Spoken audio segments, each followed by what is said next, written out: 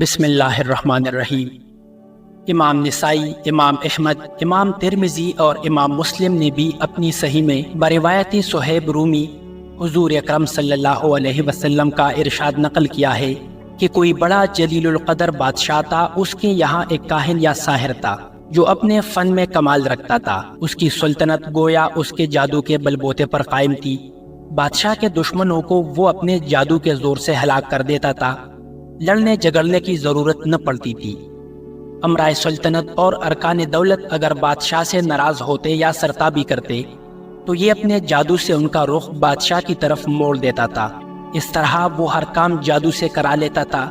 جب وہ جادوگر بوڑھا ہو گیا اور اس کو اپنی زندگی سے نا امیدی ہوئی تو اس نے بادشاہ سے عرض کیا کہ میں بوڑھا ہو گیا ہوں، میری عمر اخیر ہونے کو ہے، آپ کوئی ذہین اور سمجھدار لڑکا میرے سپرد کریں تاکہ میں اس کو اپنا علم سکھا دوں، تاکہ میرے بعد وہ آپ کے اموری سلطنت کو درست رکھے۔ چنانچہ بادشاہ نے ایک عاقل اور ہوشیار لڑکا اس کے حوالے کر دیا۔ وہ لڑکا اس جادوگر کے پاس صبح و شام حاضر ہونے لگا اور جادو کا فن سیکھنے لگا۔ راستے میں ایک راہب اپنے عبادت خانے میں رہتا تھا۔ محمد راوی کہتے ہیں کہ اس وقت راہب لوگ اپنے اصلی دین عیسوی پر قائم تھے۔ ایک دن اس لڑکے نے دیکھا کہ بہت سے لوگ عبادت خانے سے نکل رہے ہیں۔ اس لڑکے نے معلوم کیا کہ یہاں کون رہتا ہے۔ لوگوں نے بتایا کہ یہاں ایک راہب یعنی عابد رہتا ہے۔ یہ سن کر وہ لڑکا بھی اس راہب کے پاس پہنچا اور اس کی باتیں سنی۔ راہب کی باتوں سے اس کا قلب متاثر ہوا۔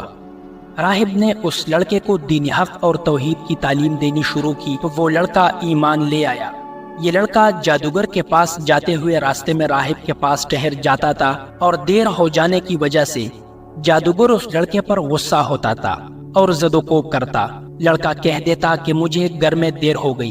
آخر جادوگر نے بادشاہ کے پاس شکایت کی۔ بادشاہ نے لڑکے کو تاکید کی کہ ساحر کے پاس سویرے پہنچا کرو۔ اس کے درباریوں نے کہا کہ یہ لڑکا سویرے گھر سے آتا ہے، راستے میں دیر کر دیتا ہے۔ تو بادشاہ اور ساحروں نے یہ خیال کیا کہ کیل میں لگ جاتا ہوگا، اس لیے دونوں نے لڑکے کو خوب تنبیہ کی، لیکن لڑکا درویش کے پاس جاتا رہا۔ ایک دن یہ لڑکا راہب کے پاس سے بادشاہ کی طرف واپس ہو رہا تھا، کیا دیکھتا ہے کہ کسی مہلک جانور شیر یا اژدہے نے راستہ روک رکھا ہے۔ لوگ ادھر ادھر دونوں طرف رکے کڑے ہیں۔ لڑکے نے دل میں خیال کیا کہ آج امتحان لیتا ہوں کہ راہب حق پر ہے یا ساحر حق پر ہے۔ یہ خیال کر کے اس نے ایک پتھر اٹھایا اور یہ کہہ کر اٹھایا کہ اے خدا، اگر اس راہب کا مذہب حق ہے تو اس پتھر سے اس جانور کو ہلاک فرما۔ اور وہ پتھر اس کو مار دیا اور وہ جانور اس سے فوراً ہلاک ہو گیا۔ لوگوں نے یہ واقعہ دیکھا تو کہنے لگے کہ اس کو جادوگری میں کمال حاصل ہو گیا ہے۔ لڑکے کی ہر جگہ تعریف ہونے لگی اور اس کی خوب شہرت ہو گئی۔ آہستہ آہستہ یہ خبر راہب تک بھی پہنچ گئی۔ اس نے لڑکے کو تنہائی میں بلا کر کہا، بیٹا، تجھ کو اللہ تعالیٰ نے بزرگی و کمال سے نوازا ہے۔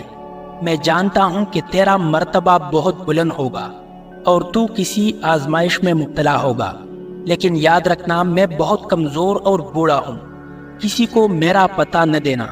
لڑکے سے قول و قرار لے کر راہب مطمئن ہو گیا۔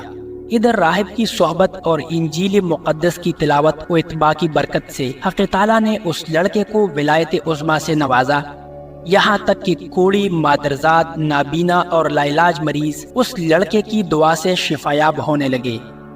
لڑکا خوب مشہور ہو گیا۔ اس شہرت کو سن کر اس بادشاہ کا نابینا مصاحب اس کے پاس آیا اور خوب تحفے نذرانے پیش کر کے عرض کیا کہ مجھ پر بھی توجہ فرمائیے اور میری آنکھیں بھی اچھی کر دیجیے۔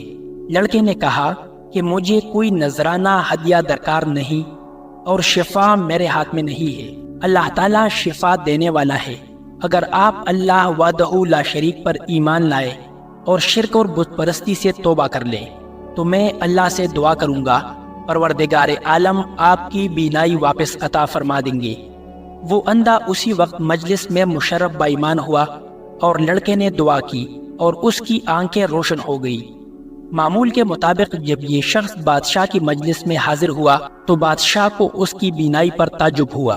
اس سے معلوم کیا کہ میری مملکت کے تمام معالج تیری آنکھ کے علاج سے عاجز ہو گئے تھے، آخر تجھ کو کس سے شفا حاصل ہوئی؟ مصاحب نے کہا کہ میرے پروردگار نے اپنی قدرت سے مجھے بینائی عطا فرمائی ہے۔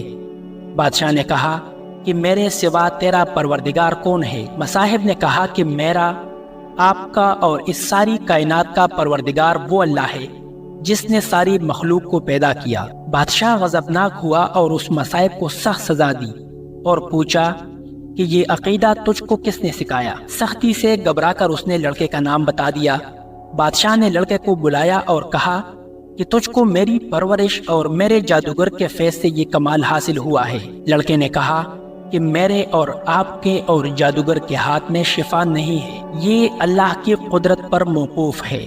بادشاہ سخت ناراض ہوا اور اس کو کڑی سزا دلوائی اور کہا یہ لڑکا بہت غائب رہتا تھا، معلوم ہوتا ہے کہ یہ کسی جگہ جاتا تھا، وہاں اس کے خیالات بدل گئے۔ جادوگر نے بھی دربار میں حاضر ہو کر عرض کیا کہ یہ لڑکا مدت سے غائب ہے، میرے پاس نہیں آتا۔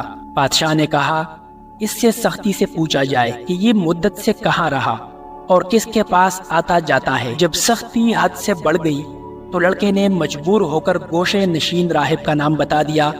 بادشاہ نے راہب کو گرفتار کر کے حاضر دربار کیا اور اس سے کہا کہ اگر تو اپنے دین سے نہ پھرے گا تو تجھ کو آرے سے چیر دیا جائے گا۔ راہب نے کہا کہ میں ہرگز اپنے دینی برحق سے نہ پھروں گا اور جو مصیبت آئے گی اس پر صبر کروں گا۔ چنانچہ بادشاہ کے حکم سے اس راہب کو آرے سے چیر دیا گیا۔ پھر مصاحب کو بلا کر یہی کہا۔ مصاحب نے بھی دینی برحق کو چھوڑنے سے انکار کر دیا اور اس کو بھی آرے سے چیر کر شہید کر دیا گیا۔ پھر لڑکے کو بلا کر سمجھایا کہ اگر تجھ کو زندگی محبوب ہے تو باز آ جا، ورنہ تو ان دونوں کا انجام دیکھ چکا ہے، تیرا حشر بھی یہی ہوگا۔ لڑکے نے بادشاہ کی بات ماننے سے انکار کر دیا تو بادشاہ نے چند آدمیوں کو حکم دیا کہ اس لڑکے کو پہاڑ کی چوٹی پر لے جاؤ اور اس کو خوب سمجھاؤ، اگر مان گیا تو اس کو بڑا مقام دوں گا اور اپنا مصاحب بنا لوں گا، اور اگر یہ باز نہ آئے تو پہاڑی کی چوٹی پر سے اس کو دھکیل دینا تاکہ اس کے اعضاء پاش پاش ہو جائیں۔ جب اس کو پہاڑ پر لے گئے اور سمجھایا دھمکایا تو لڑکے نے اللہ سے اپنی حفاظت کی دعا کی۔ اسی وقت پہاڑ پر زلزلہ پیدا ہو گیا اور شاہی لوگ پہاڑ پر سے گر کر ہلاک ہو گئے۔ لڑکا بعافیت گھر واپس آیا۔ بادشاہ نے پوچھا کہ وہ لوگ کہاں ہیں جو تجھ کو لے کر گئے تھے؟ لڑکے نے جواب دیا کہ میرے پروردگار نے ان کے شر سے میری حفاظت کی اور ان کو ہلاک کر دیا۔ بادشاہ نے دوسرے چند آدمیوں کو حکم دیا کہ اس لڑکے کو ایک کشتی میں سوار کر کے دربار میں لے جاؤ، یہ اپنے دین سے باز آئے تو بہتر ہے، ورنہ دریا میں پھینک دو۔ چنانچہ وہ اس کو دریا میں لے گئے اور سمجھایا۔ لڑکے نے پھر دعا کی تو کشتی الٹ گئی اور شاہی لوگ غرق ہو گئے اور لڑکا صحیح سالم واپس آ گیا۔ بادشاہ نے ماجرا پوچھا تو لڑکے نے پورا قصہ بیان کر دیا۔ اس لڑکے نے کہا اے بادشاہ، تو مجھے مار نہیں سکتا، ہاں تجھ کو میرا قتل ہی مقصود ہے تو اس کی تدبیر میں بتاتا ہوں، اگر وہ تدبیر اختیار کرے گا تو مجھ کو مار سکے گا۔ بادشاہ نے تدبیر پوچھی تو لڑکے نے کہا اس شہر کے تمام لوگوں کو شہر سے باہر ایک میدان میں جمع کر لے اور مجھ کو سولی پر چڑھا کر ایک تیر اپنی ترکش سے نکال کر کلمہ بسم اللہ ربی ھذا الغلام کہہ کر وہ تیر مجھے مار تو میں مر جاؤں۔ بادشاہ نے یہی کیا تو وہ تیر اس لڑکے کی کنپٹی پر لگا۔ اس لڑکے نے اپنا ہاتھ کنپٹی پر رکھ لیا اور یہ کہتا ہوا شہید ہو گیا کہ میں اپنے پروردگار کے نام پر شہید ہو کر کامیاب ہو گیا۔ اور اس واقعے کو دیکھنے پر تمام لوگوں نے بآواز بلند کہا آمنا برب ھذا الغلام۔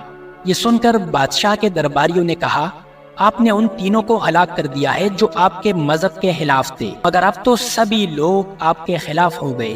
یہ بات سن کر بادشاہ نہایت غضبناک ہوا اور شرمندگی سے چلا اٹھا اور خندق کھدوا کر اس میں آگ دہکانے کا حکم دے دیا۔ چنانچہ خندق میں آگ دہکائی گئی، اس کے کنارے پر آیان سلطنت کرسیاں بچھا کر بیٹھ گئے اور سب کو حاضر ہونے کا حکم دیا اور کارندوں سے کہا کہ سب سے معلوم کرو، جو اپنے دین سے نہ پھرے اس کو آگ میں ڈال دو۔ چنانچہ شاہی فرمان کے مطابق ایمان والوں کو آگ میں ڈالنا شروع کیا گیا، یہاں تک کہ ایک ایسی عورت کو بھی لایا گیا جس کی گود میں بچہ تھا۔ عورت کو جب آگ میں ڈالنے لگے تو وہ ہچکچائی۔ بادشاہ نے کہا کہ عورت کو رہنے دو، پہلے اس کے بچے کو آگ میں ڈال دو، شاید اس طرح وہ اپنے ایمان سے واپس ہو جائے۔ چنانچہ اس کے بچے کو آگ میں پھینک دیا گیا۔ بچے نے بلند آواز سے کہا، اماں جی آپ صبر کریں اور بلا گھبراہٹ بسم اللہ پڑھ کر آگ میں کود پڑو، یہ آگ گل و گلزار بن جائے گی۔ عورت یہ سن کر بغیر کسی گھبراہٹ کے آگ میں کود گئی، اور وہ آگ ایسی بڑکی کہ اس نے بادشاہ اور اس کے مصاحبین کو، جو کہ کرسیوں پر بیٹھے مظلوموں کو جلنے کا تماشا دیکھ رہے تھے، سب کے سب کو جلا کر خاک کر دیا۔ حضرت ربیع بن انس رضی اللہ عنہ فرماتے ہیں، اللہ تعالیٰ نے ان مسلمانوں کے آگ میں گرنے سے پہلے ہی ان کی روح قبض کر لی تھی، اس طرح ان کو اس آگ کی تکلیف سے اللہ نے محفوظ رکھا۔ محمد بن اسحاق نے اس واقعے کو بہت تفصیل سے ذکر کیا ہے اور اس لڑکے کا نام عبداللہ بن تامر بتایا ہے، اور یہ بھی لکھا ہے کہ یہ واقعہ یمن کے شہر نجران میں پیش آیا تھا، اور اس حادثے میں اس ظالم بادشاہ نے تقریباً 20,000 آدمیوں کو آگ میں ڈال کر شہید کیا تھا۔ اس بارے میں دوسرے بھی اقوال ہے۔ محمد اسحاق کی روایت میں یہ بھی ہے کہ یہ لڑکا عبداللہ بن تامر جس مقام میں مدفون تھا، حضرت عمر فاروق رضی اللہ عنہ کے زمانے خلافت میں اتفاق سے کسی ضرورت کی بنا پر وہ زمین کھود دی گئی، تو اس میں عبداللہ بن تامر کی لاش صحیح و سالم اس طرح برآمد ہوئی کہ وہ بیٹھے ہوئے تھے اور اس کا ہاتھ اپنی کنپٹی پر رکھا ہوا تھا۔ کسی دیکھنے والے نے ان کا ہاتھ جگہ سے ہٹایا تو خون جاری ہو گیا، پھر وہ ہاتھ اسی جگہ رکھ دیا گیا تو خون بند ہو گیا۔ اس عبداللہ بن تامر کے ہاتھ میں ایک انگوٹھی تھی جس پر اللہ ربی کا نندہ تھا۔ عامل یمن نے اس واقعے کی اطلاع فوراً حضرت عمر فاروق کو دی۔ حضرت فاروق اعظم نے جواب میں لکھا کہ ان کو ان کی سابقہ حالت پر انگوٹھی سمیت دفن کرو۔ چنانچہ ایسا ہی کیا گیا۔ اس واقعے سے ہمیں یہ سبق ملتا ہے کہ ایمان پر جب استقامت کے ساتھ انسان ڈٹ جائے تو یقیناً اللہ کی مدد آتی ہے، لہٰذا وقتی آزمائشوں سے نہیں گھبرانا چاہیے، بلکہ ایمانی استقامت کا مظاہرہ کرنا چاہیے، چاہے اس کے لیے جان ہی کیوں نہ دینی پڑے۔ اللہ تعالیٰ اس واقعے سے سبق حاصل کر کے ایمان پر استقامت سے قائم رہنے کی توفیق عطا فرمائے، آمین۔